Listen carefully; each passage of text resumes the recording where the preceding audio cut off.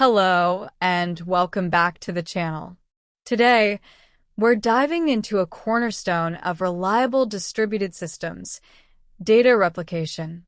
At its essence, data replication is the process of storing identical copies of the same data on multiple independent machines or across various geographical locations.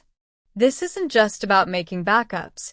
It's a proactive strategy to ensure fault tolerance, meaning the system can continue operating even if some components fail.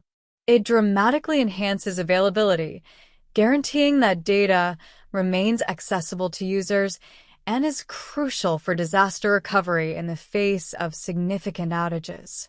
In virtually all modern distributed systems, from vast databases and cloud storage services to search engines, replication is ubiquitous.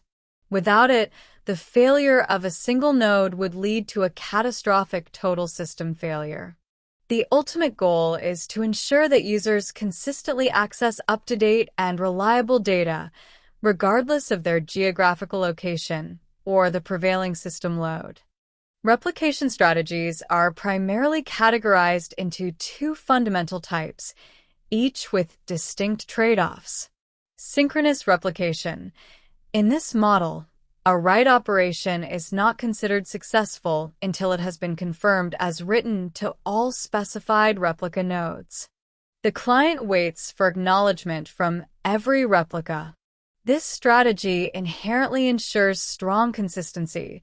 Once a write is confirmed, you are guaranteed that all accessible copies of the data are identical. However, this strong guarantee comes at a cost. It can introduce significant latency, especially in geographically dispersed systems, because the system must wait for all replicas to respond. If even one replica is slow or unreachable, the write operation is delayed or fails. Asynchronous replication. Here, a write operation is first committed to the primary or leader node and then immediately confirmed back to the client. The copying of this write to the replica nodes occurs afterward, asynchronously in the background. This approach offers faster write performance and generally better availability because the primary doesn't wait for replicas. However, it introduces the risk of temporary data inconsistency or replication lag. If the primary node fails before the write has been successfully replicated to all secondaries, some recent data changes might be lost or momentarily out of sync across the replicas. Consider WhatsApp's message delivery. A single tick indicates the message is acknowledged by the server, similar to an async write confirmed by primary, while a double tick signifies it's delivered to the recipient's device, akin to successful replication. Beyond the sync versus async distinction, replication can be organized into different architectural patterns, or topologies, influencing how writes are handled.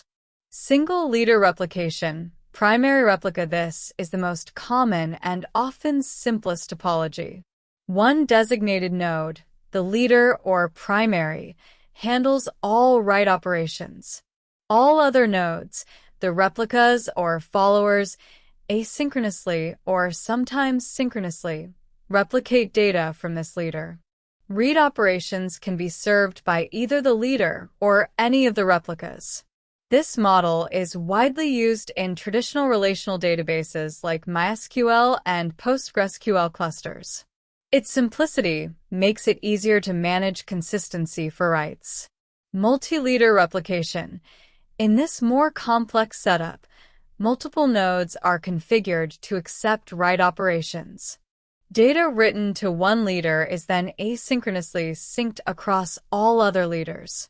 This topology offers higher availability and improved write throughput, especially for geographically distributed applications where local writes are preferred. However, it introduces significant challenges in handling data conflicts that arise when the same piece of data is modified concurrently on different leaders. Peer-to-peer P2P replication. In this highly distributed model, all nodes are considered equal, there is no designated leader. Any node can accept a write, and that write is then propagated to all other peers. This topology is common in certain distributed file systems and NoSQL databases like Apache Cassandra. While offering extreme availability and fault tolerance, managing consistency and resolving conflicts becomes inherently more complex in a truly peer-to-peer system. The choice of topology heavily depends on your application's requirements for write latency, consistency guarantees, and expected write patterns. Ensuring data remains synchronized across replicas, especially in distributed systems, involves specific techniques to handle consistency. Eventual consistency. This is a common model in highly distributed systems, particularly those prioritizing availability and partition tolerance as per the CAP theorem. It accepts that, after a write, replicas may temporarily hold stale data. However, given enough time and no new writes to the same data, all replicas will converge to the same consistent state. This model tolerates temporary inconsistencies for higher performance and availability. Quorum-based syncing, used in systems like Amazon DynamoDB, this technique involves establishing a quorum for read and write operations. For a write to be considered successful, it must be acknowledged by a majority, a write quorum, of nodes. For a read, it must be served by a majority, a read quorum, of nodes. This tunable mechanism allows you to balance consistency and availability based on your application's needs. Vector clocks. These are a specialized mechanism used to track the causal relationships and versioning of data in distributed, non-synchronous environments, particularly useful in multi-leader or peer-to-peer setups. A vector clock is a list of node counter pairs that helps determine if one version of data happened before another happened after, or if they are concurrent conflicts. Conflict resolution strategies. In multi-leader or peer-to-peer systems, where concurrent writes to the same data can occur on different nodes, conflict resolution is essential. Strategies include last write wins, simply accepting the most recent write based on a timestamp, using custom merge functions where application logic defines how conflicting versions are combined, or, in more complex cases, requiring manual reconciliation by an operator. Despite its benefits, implementing and managing data replication comes with a set of significant challenges. Data conflicts. This is a major concern, particularly in multi-leader or peer-to-peer topologies. If two different users or processes attempt to modify the same record concurrently on different replica nodes, it creates conflicting versions of the data. Resolving these conflicts consistently and correctly is a complex architectural problem. Network partitioning. This occurs when a network outage splits a distributed system into multiple isolated segments, preventing nodes in different segments from communicating. During such a partition, replicas cannot sync, leading to inconsistencies. Deciding how to behave during a network partition, e.g., continue operating but risk divergence, or halt operations to preserve consistency, is a critical design choice. Latency. Syncing large volumes of data, especially across geographically distant regions, inherently introduces latency. The speed of light is a physical limit, and the further replicas are, the longer it takes for data to propagate, impacting write performance in synchronous models or increasing replication lag in asynchronous ones. Replication lag. In asynchronous replication, the followers or replicas inevitably fall behind the leader.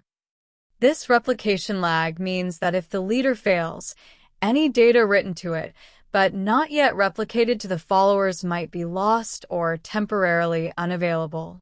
Managing and monitoring this lag is crucial. CAP theorem trade-off.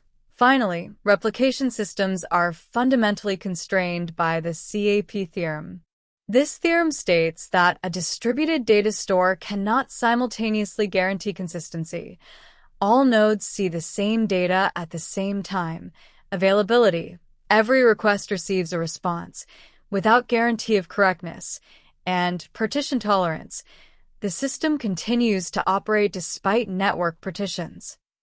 You can typically pick only two of these three guarantees, forcing critical design trade-offs. Let's look at how major tech companies implement replication in practice. Google Spanner.